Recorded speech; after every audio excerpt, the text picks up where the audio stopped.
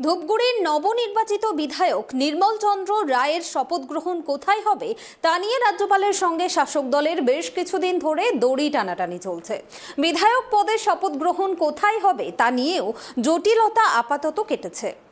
রাজভবনের পাঠানো চিঠিতে জানানো হয়েছে যে শনিবার তাকে রাজভবনে গিয়ে বিধায়ক পদে শপথ নেওয়ার জন্য অর্থাৎ রাজ্যপাল বোসই নির্মল বাবুর শপথ বাক্য পাঠ করাতে চাইছেন।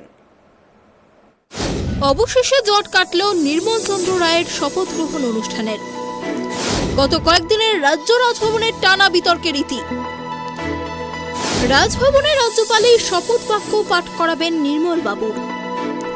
রাজভবন থেকে নতুন করে দিনক্ষণ জানানো হয়েছে শপথ গ্রহণের। প্রায় 3 সপ্তাহ হতে চলল ধূপগুড়ির বিধানসভা উপনির্বাচনে জিতে গিয়েছেন তৃণমূলের নির্মল চন্দ্র রায়, কিন্তু বিধায়ক পদে শপথ গ্রহণ এখনো হয়নি। এই নিয়ে গত কয়েকদিন ধরে টানা বিতর্ক হয়েছে। রাজ্য রাজভবন দফায় দফায় চিঠি চালাচালি হয়েছে। অবশেষে সেই জট কাটতে চলেছে। রাজভবন থেকে নতুন চিঠি গিয়েছে ধূপগুড়ির জয়ী তৃণমূল প্রার্থী নির্মল চন্দ্রের বাড়িতে। নতুন করে দিনক্ষণ জানানো হয়েছে শপথ গ্রহণের। শনিবার বিধায়ক পদে শপথ নেবেন ধূপগুড়ির মাস্টারমশাই নির্মল চন্দ্র রায়। বিধায়ক পদে শপথ গ্রহণ কোথায় হবে, রাজভবনে নাকি বিধানসভায়, তা নিয়েও জটিলতা আপাতত কেটেছে। রাজভবনের পাঠানো চিঠিতে জানানো হয়েছে শনিবার তাকে রাজভবনে গিয়ে বিধায়ক পদে শপথ নেওয়ার জন্য অর্থাৎ রাজ্যপাল বোসই নির্মল বাবুর শপথ বাক্য পাঠ করাতে চাইছেন। বৃহস্পতিবারই সেই চিঠি গিয়ে পৌঁছেছে মাস্টার মশাইয়ের বাড়িতে। তখন তিনি বাড়িতে ছিলেন না।